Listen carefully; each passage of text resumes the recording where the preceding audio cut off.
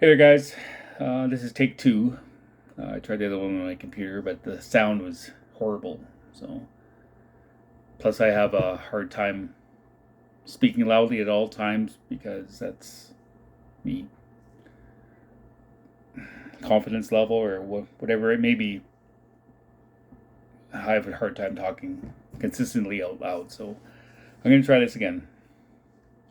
So, I've been talking about mental health, and it's something that is difficult for most people to talk about, for me to talk about, and admit that I have a disorder. I have a personality disorder that's called um, dismissive avoidant attachment disorder. So there are four different disorders, and they are secure attachment style, which is the healthy, well balanced, secure in relationships, secure in, flexible with others, and so that covers majority of people in life. So it's a well balanced, nurturing that they had as a child. Maybe two parents that supported and loved them, and they started to, trust others and go healthy throughout life growing up. So then there's the second one, which is the anxious attachment. That would be the needy person that needs to be loved or needs attention, and quite often they put their wantingness to help others before their own. So it looks like they all quite often avoid their own problems in helping others. So that's the second one. Third one is losing track here. Anxious attachment, and then avoidant dismissive. So that was me. And what that would look like is that I'm very independent. Don't ask for help. Um, don't get too close to others. And carry on like everything's fine in life. And that's me. And then this last one would be I guess I would refer to them as the crazy girl that keys your car for not answering a text. That's a disorganized attachment. So it's inconsistent behavior, difficult trusting others, high anxiety, and so on.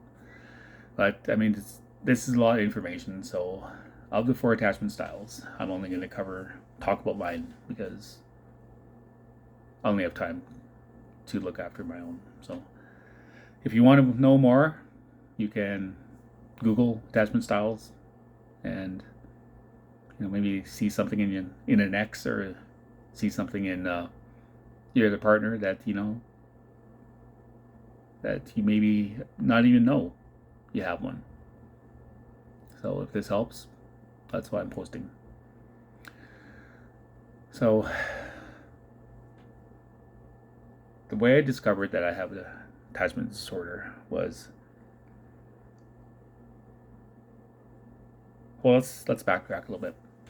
So I'm going to give you Cole's notes on my life to get those caught up with where I'm at today. So I was born 1971.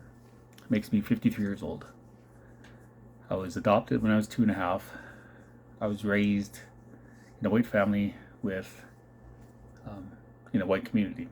In fact, 5 communities that I am going to say. Is that's all I knew. Is that I knew I was adopted. I had 2 older sisters, and they lived in the States. And that's all I knew. So I grew up, I faced being an outsider.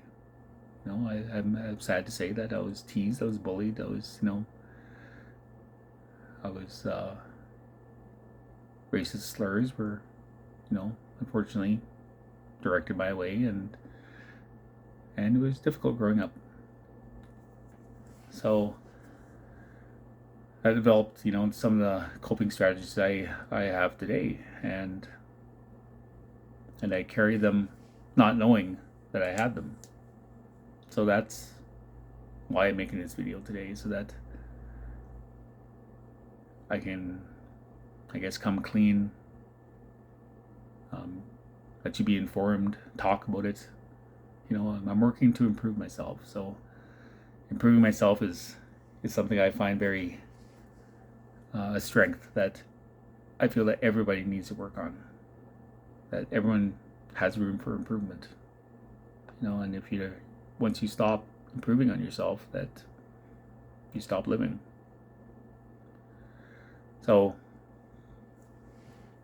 I was born, raised in a white community, difficulties growing up, and then I moved away.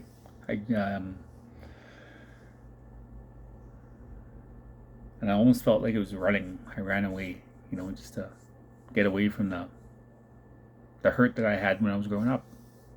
And it was avoiding. I see it now. I was avoiding, but for different reasons. People have said to me, why do you run away from problems? Why do you avoid your problems? Well, I know now that's due to my disorder. It's wired into my nature. It's something I can't control. But I can control it now, and I am controlling it now. And the only way I'm able to control is by recognizing it, and recognition is step number one. And I'm not saying I'm stopping those behaviors.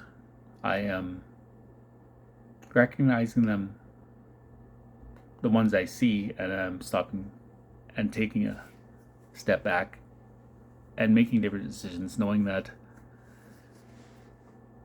some of them are wrong, some of them are,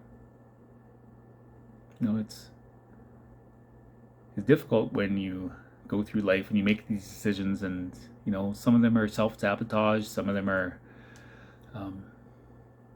you're just running away, but they're not all that. And when I moved away from home, I've gone through various careers, and I've been quite successful. And when I discovered this disorder was when I was visiting my mom's gravesite. That was last summer. And I was spending time with my brothers, and I was in the area for a couple days, and I made time to go see my mom's grave. And I knew since when I was growing, or when I met Derwin the first time, is that I knew where she was. And it took 17 years for me to get there, to pay my respects. And I gave myself such a hard time about, why did I wait so long? Why did I not visit her sooner? But that's what Indian time is it took as long as it's supposed to take. 17 years is perfect. I would have liked to visit her sooner, but I wasn't ready at that time. And it's funny how people come in and out of your lives, and it happens for a reason. And I want to give credit where credit's due, because Carolyn came into my life. I met her when I was working the door. I was bouncing, on Jasper Avenue, and she walked by. It was November 11th, and her and her friend had gone to a show next door. Didn't like the show. They walked out, and they were walking by, and part of my job was to hustle people in and get their attention and bring them into the bar, and so to make money. So she almost got by. She was walking by and did a, "Hey, how are you doing?" And she had already made it, 3/4 of the way down the block. And I saw them. They stopped. Little conversation, and sure enough, they came back. So how chance is that of us even meeting to begin with? And the knowledge and information that she had for me is, you can't plan this. Because the very first thing that we talked about was my culture and nothing I knew about it. So, I'm scared yet intrigued, and I'm being forced out of my elements. I'm in a new relationship, and one of the things that she taught me was blood memory. And what blood memory is, explained in a nutshell, is that there's an attachment within your ancestors that are attached to you. And they've done studies and they've written books, and there's quite a bit of information on this, is that simply, something perhaps you can relate to is that they've done studies with Holocaust survivors' offspring. And one of the stories that stuck out for me was that this lady was having problems, so she's seeing a therapist, and she talked about not wanting to continue. And her therapist asked, well, if you don't go on, how do you envision, ending it? And she said, well, there's a steel plant that I drive by, and I'm just going to walk up there and jump into the furnace. Now, this is a sibling of a Holocaust survivor. So, even though she never experienced it, that was in her DNA. That's in her cellular level feelings.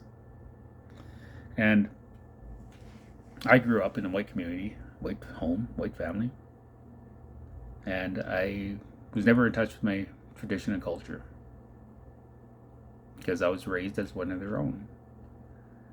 And when I grew up, I had these feelings that, I hear a story about Indigenous person, Indigenous culture, or Indigenous, and I always had this, this pang of, feelings. I was very confused by that because I didn't know why I was feeling that. So when she talked about blood memory, I said, it finally makes sense. It's like, yeah, I have these feelings. I didn't know why, but now I know why. So then I was like, wow, it's enlightening. It made sense, so much sense. So that was just the start of it. So then we started having conversations about treaties and land rights and culture and ceremony, and this is all new to me. This is my late 40s, and I was learning about my culture for the first time. And I remember that the more and more information I got, the more pissed off I got about how our nations have been treated and how we've been exploited, and but I didn't want to be that angry person. I didn't want to be, angry all the time, I guess. So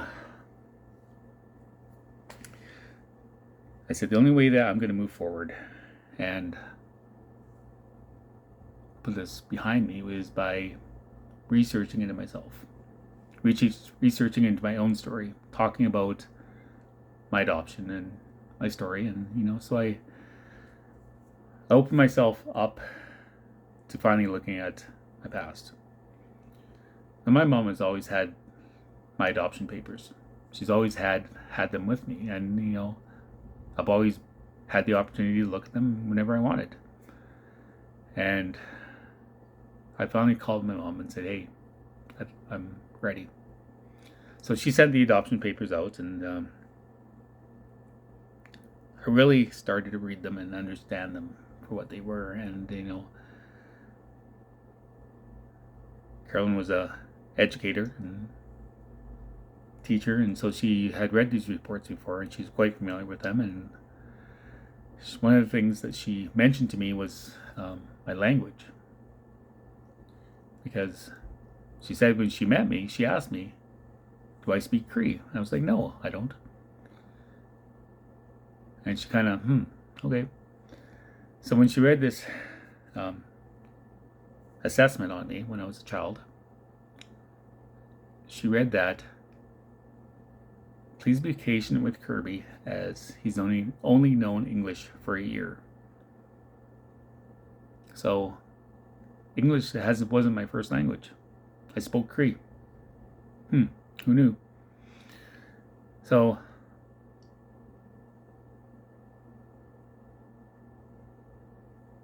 it became evident to me that my view on myself and what was really true was different, because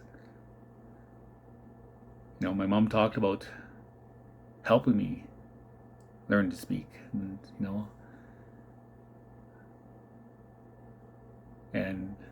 I, for my whole life, I thought I was slow.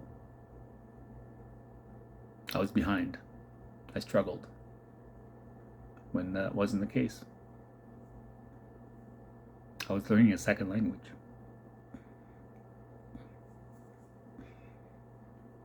So that's difficult for me to say, to admit, but I lost my language. So the drive has always been there to learn more. And it hasn't been easy for me to go through that action of actually picking up the phone or picking up the piece of paper or apply for it. So Carolyn, my request, helped me do that. So I applied for my pre-adoption papers, and that's a story in itself, because it's a 9-month waiting list, because they're so backed up to get any of this paperwork. So it's one of those forms that you fill out and you forget about it. So I ended up getting Alberta's first, and it wasn't a whole bunch of information. It was kind of on the outside, and just kind of, I really didn't gather a whole bunch from that. So then I got Saskatchewan's, and it was a big deal. It was difficult. It was hard to build the courage to open this paperwork to begin with. And when I received Saskatchewan's, it sat for 2 days before I had enough courage to open it up. And when I did open it up, had my name on the first page, and as I'm looking at it, it's somebody else's. They sent me somebody else's adoption papers. Just to add to the trauma. I wrote them back right away, and in the end, they ended up sending me an apology letter, and I did get my information back, and I sent back the wrong information to them. But that reminds me about government and hiding the truth, and how it can be viewed as, no big deal. It's a big deal. So it was an honest mistake, but it always goes back to, hey, how we've been treated, and it reminds me. So this is what gives me the strength to move forward and share my story. So that was a big deal there. So when I did get the proper paperwork, I got a second package from Alberta's, and that was the most difficult to read, because it had not only the information of names, dates, locations, but it also had the information of why I was seized. Had court proceedings, that had observations, that had testimony. And being part of 60 Scoop, I held on to I wanted it to be the government's fault. I wanted for them to be wrong, so I had someone to blame or be angry about. But in the end, it was the right thing to do. The conditions I was living in was beyond explaining, and I won't. I don't need to. So I was angry. I was angry at my mom. How could she do this to such a person? But when I started thinking about that, is that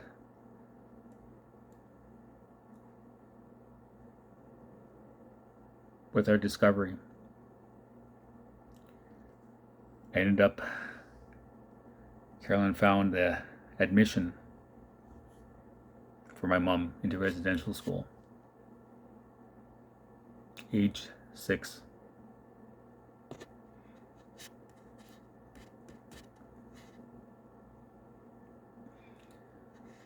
So what kind of environment did she grow up in? What struggles did she face? And did it affect her? Of course it did. I had to be truthful. So that anger was short-lived. But I did have it. And I did acknowledge it. So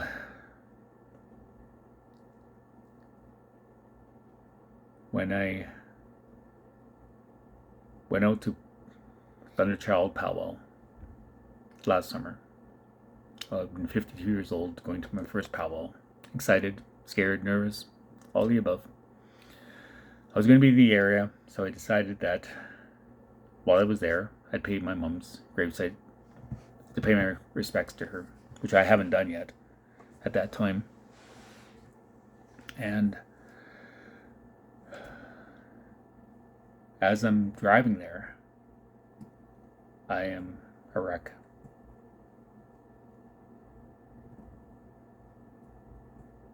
Because the days leading up to that, I was trying to find feelings for her. And I had none. And I tried and tried and tried and tried, and I tried to cry and I couldn't. So I ended up Googling why I don't have feelings for a mother I never met. And it didn't take that long before I started reading about mental health, and I came across a disorder, a personality disorder that I have. And it's called a dismissive avoidant attachment style. Now, there are 4 different attachment styles. Secure attachment, that would be the majority of the people. So, 2 parents, raising a child, attending to their needs, well balanced. So that person grows up into be, able to trust others, able to have healthy relationships, and that's the majority of the people. Then there's 3 other styles. One is be the anxious attachment, so almost the needy person, the person that needs to be validated. They need to, they need intimate closeness, and they often put their others' needs before their own. So that's the second one. Third one is the avoidant dismissive. So that's the one I fall under. Avoidant dismissive would be what it would look like would be the independent, never asking for help, lone wolf, um, difficult trusting others, relationships, avoiding people getting too close. It's and then there's the other one, or that what I refer to as the ones that key your car. Very inconsistent behavior. So that would be the disorganized attachment style. So that's inconsistent behaviors, difficult treating, trusting others, high anxiety. But moving forward, I'm not going to talk about the other ones. I'm only going to talk about my own. So I'm going to leave that information up for you to look up and explore further, because there's a lot of information, and I don't have the time or the energy to look it up for you guys. So that's on you. So I Googled all this stuff, and it's like looking in the mirror of all the symptoms. It's avoiding letting people get close to your life, distrust in others, engage only short-term relationships, and mostly distance themselves, and don't tell people about their plans. And I read all these symptoms, and it was like looking in the mirror for the first time. It's like, holy crap, I have a disorder? Really? So I remember it was Sunday morning. I'd been up all night, and I've been thinking about, why I didn't have feelings for my mom. So I woke her up, and I'm like, I have attachment style disorder? She's like, no crap. And I said, well, how come you didn't tell me? How come you didn't hint? She says, that wasn't for me to tell you. It was for you to find it. And she's right. And it was for me to find. It was for me to discover, because had you told me, I wouldn't have been ready. I wouldn't have discovered that within myself. It's only up to that person to be ready to accept that information and be ready to fix themselves. It's not fix themselves, but to look inside themselves for what it is. So I grew up growing up when I was very young. I was taken away from my mom at 1.5. I was placed in foster care for another year, and then I came to my adoptive family and grew up in a white family, white community. So that's what shaped me into who I am today. And I started to make sense of who I was. So the whole weekend, I visited my mom, and I ended up, I was bawling my eyes out, and I opened myself up to having feelings, because I shut that stuff down all the time. I put the walls up, and I didn't want to feel. So when I'm down on my hands and knees on the gravesite for the very first time, I promised her I would tell the story. And the reason why I'm doing it is that it won't be forgotten.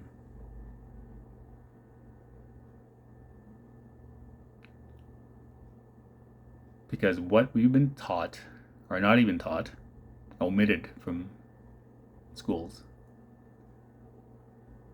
and the truth are two different things.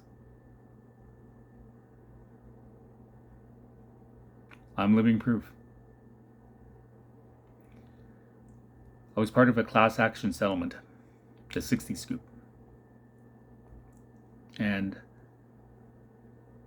I discovered that after I came back working from overseas. I went back to Nate, and during one of the initial suppers of the school year was to meet us. So I remember one of my counselors she asked me, she goes, "Are you a scooper?" I was like, "What?" 60 scoop. Are you a scooper? I was like, I don't know. I said, I was adopted 2.5. That's all I know. And so I went home and I Googled, what is the 60 scoop? And I learned for the very first time about it. So I went home and asked my mom, and kind of the same reply. And so I know it was a few weeks later that she talked about it with my sister, and she said there's a lawsuit, a 60 scoop lawsuit that's in the works right now that you may be entitled to. He's like, okay, maybe. So then I looked it up, and it was part of that story. A part of the application was the number one, apply for it. So I sent off an email and got an application back right away. And on that application, you had to explain who you were. You had to identify yourself.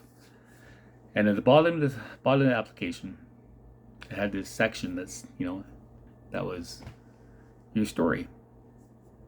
And you had the option to either just tell the story and keep it private, or tell the story and open it to public, so it could be used in the healing of others.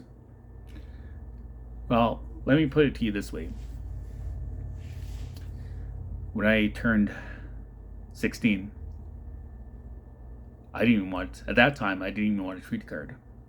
I didn't want to apply for one. I didn't want to have one because the view that I had on Indigenous people, were less than, accepting handouts. I didn't want the leg up. I didn't need it. That's the view I had, because that's what the environment I grew up in. Not necessarily the home, but parts of the community, parts of society that, the drunk Indian, or, always needing a hand up, poor, I didn't want to be that, labeled with that. So when they asked me on the bottom of the application to share my story, I started to write it, and I couldn't. I kept on bringing up so much emotion, so much hurt, so much stuff that I hadn't dealt with. And I wasn't even sure that I wanted the money. I didn't want to be part of this lawsuit because I didn't feel I wanted the leg up. I didn't want I didn't want to be labeled, which was only in my head. And I even waited up until 11:59 and 45 seconds of the day of closing that I finally pressed send. And that wasn't long after I found out about the 60 scoop. So here I am signing this application, the application for losing my identity and culture. I only found about this lawsuit, maybe 6 months before I signed the paperwork, that this would forever finish it. That because I was in a situation that I needed the money, I signed it. And I could have said no.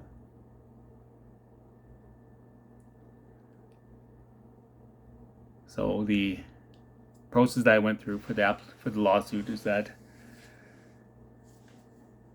the people that were clearly identified of being members of this lawsuit were paid out the initial payment, first payment. It was 2 payments. So the initial payment I received right away, $21,000. And the lawsuit was you would receive between $25,000 and $50,000. The amount of what you receive would be dependent on the number of qualified applicants.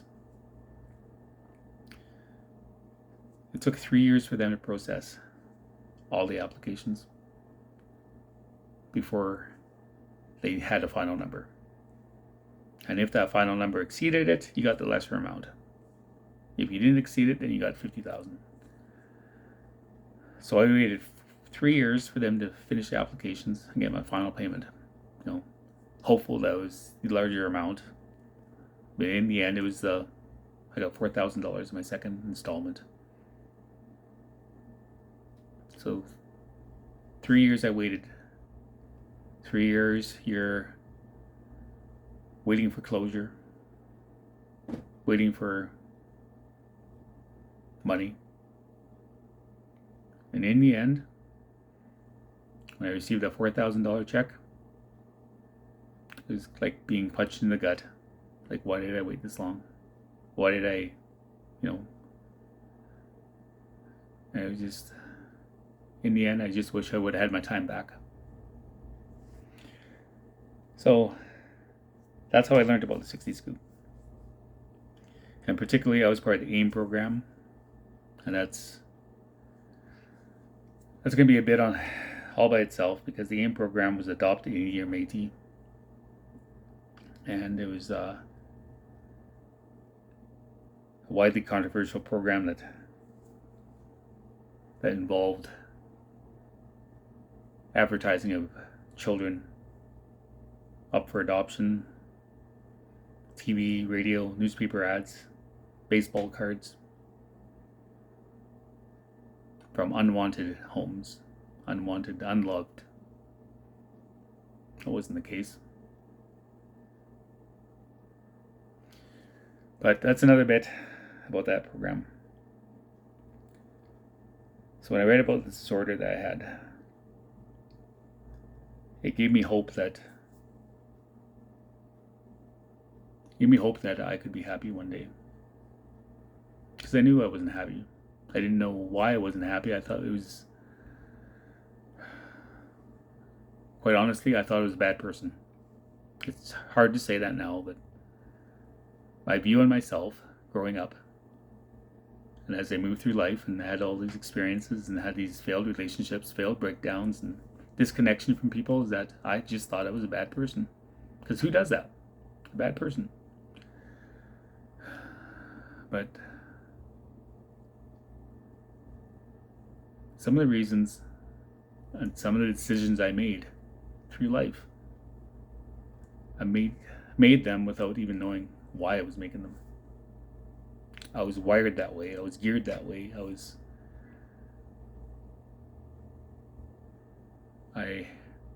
making them without even knowing sometimes. But this gave me hope that I could change. It's a treatable disorder. It's treatable, easily treatable when you're a child. If you're a juvenile, it requires round-the-clock care or 24-hour supervision, because most people leave or they quit. And it's harder to treat as an adult. It's more difficult because it's harder to recognize within themselves and willingness to do it. So this disorder has been the forefront of my difficulty in telling my story. First of all, you have to admit that you have one, and your willingness to fix it. And I don't think I could have typed this down, because each time I typed it down, I'd spell check, grammar check, and I'd get stuck. And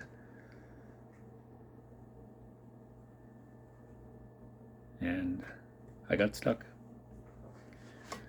because when this breakup happened just recently, I took a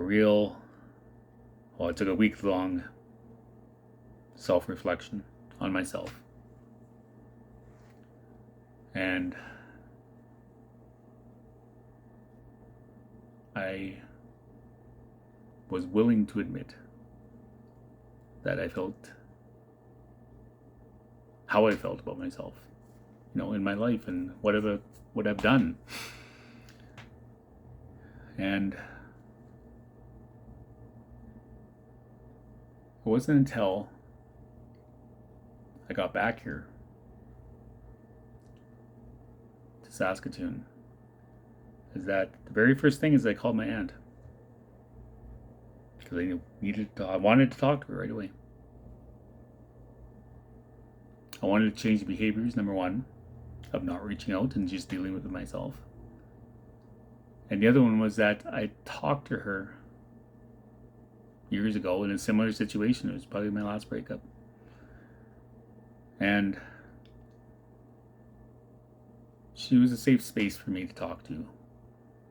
Just talk about my problems, talk about my issues and what I was going through. And, jokingly I say she's not that smart because she never gave me any answers. So, but I give credit where it's due, and she's a very wise woman. And then one of the things that she talked about was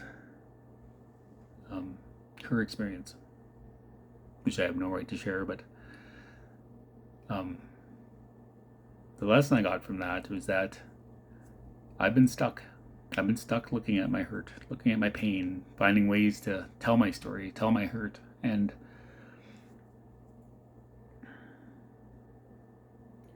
the longer I looked at the hurt, the longer I stayed there, the longer I remained to be hurt. And I've been hurt very deeply. And I've been staring at it for a long time. So when I got home, I took this new perspective as being the longer you look at the hurt, the longer you remain hurt. And another thing I took away from her was I decide. I'm the only one that's going to make the decision to continue to be hurt or not. So I decided that day that I needed to make a change. I needed to quit looking at it. Because I want to move on. I want to put this behind me. I want to let go. I didn't know how to do it. And the other thing she's 3 things already. The other thing I took away from that was that I didn't want to water down the hurt that I shared with you. I wanted everyone to know the amount of pain I was in, or pain that others are in, because they have to go through this. And I came to a realization that I don't need to share the pain. You already know. You know I have demons. You know I have feelings that I mask. And that's not the important part. The important part that I share is how many times I've gotten up, how many times I've started over, how many times I've dusted myself off. Because the important part for me is now is to share with you how I got out of it. New perspectives I had within a day. A new outlook. And what I want to share. I decide. And as I share my journey and make my posts,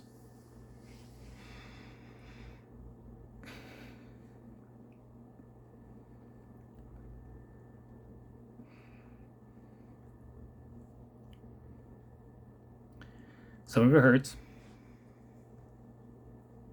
but I'm gonna let go. I have a tool. I have a gift. I have the gift for being brave enough to share this with you.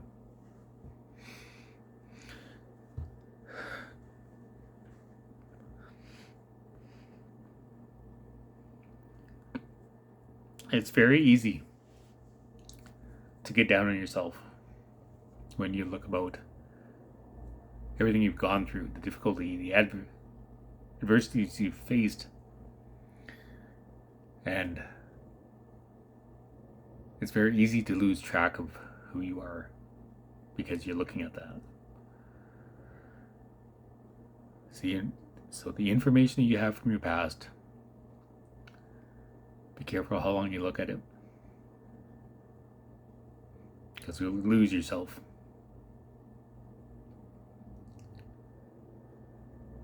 Get in and get out, and have a plan.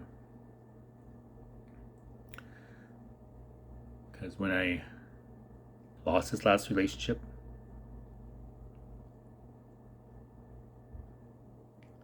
it was special to me.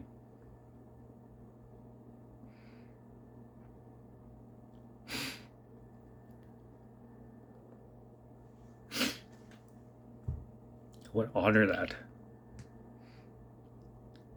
with sharing my story.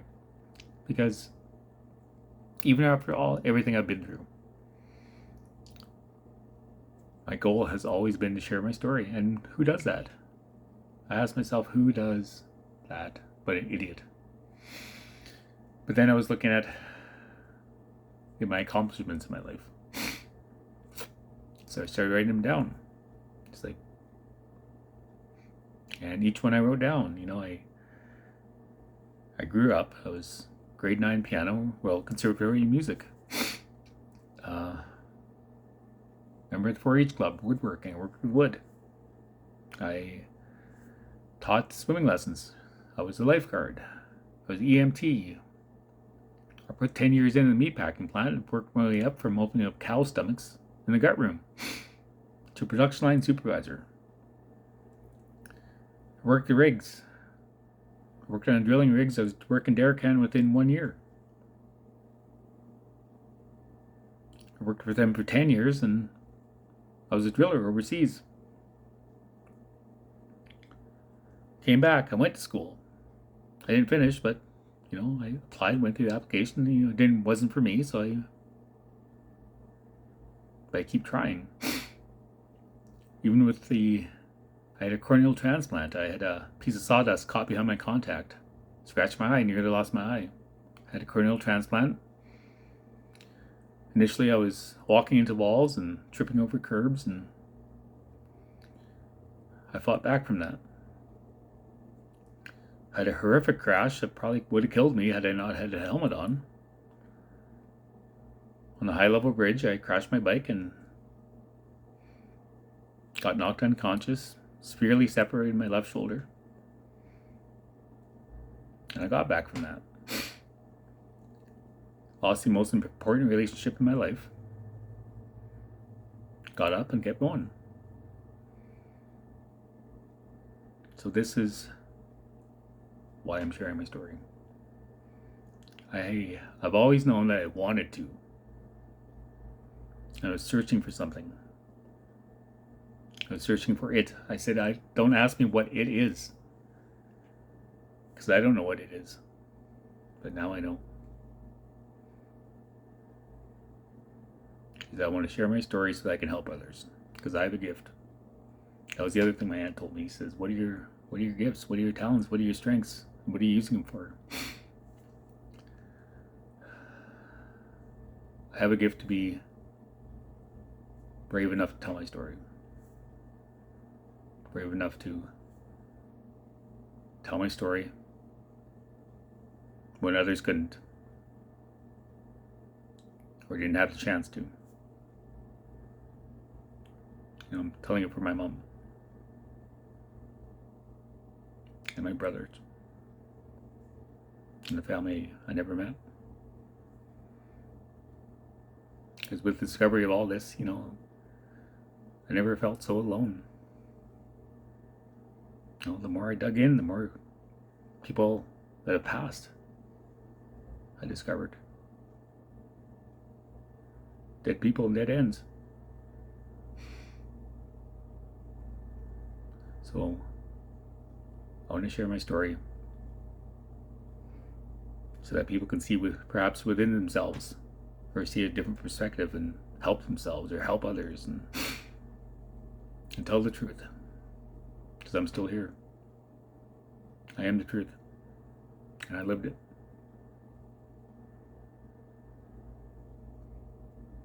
So right now, I'm where I need to be.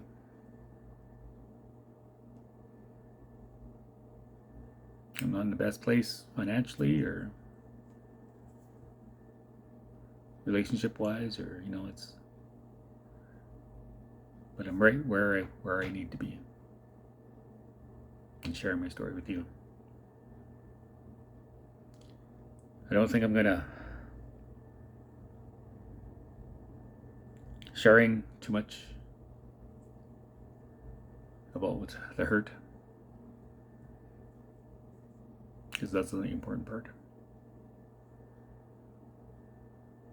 So I think that's enough. It's 50 minutes, 51 minutes. So this might take two. The other one was longer. So I think I'm just going to stick with this today. That I discovered stuff about myself. I got stuck. And I'm figuring my way out. And I'm moving forward. And I stopped to look at a pond yesterday. And I was okay with that. I haven't looked at the clouds. I haven't looked at the birds. And I haven't looked around. I haven't slept because I've been stuck. And all I needed was a different perspective. Because I knew I had the answers in my hand. I knew I was looking at something that I didn't know what to do with it. And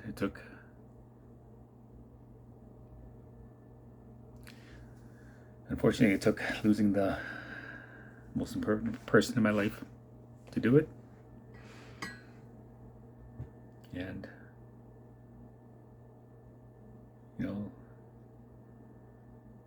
I want to honor that. And the only chance I would ever have of getting that back is by changing who I am. I have the tools to do it. And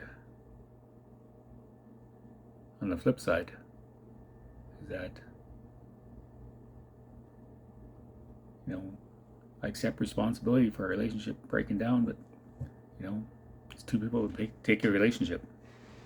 So,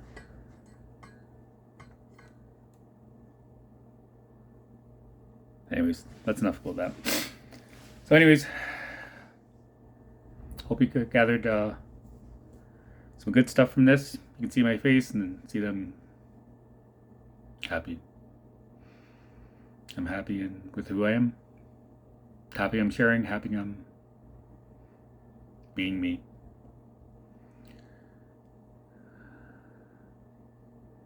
I'm happy I have a different view on myself and why I'm here. So,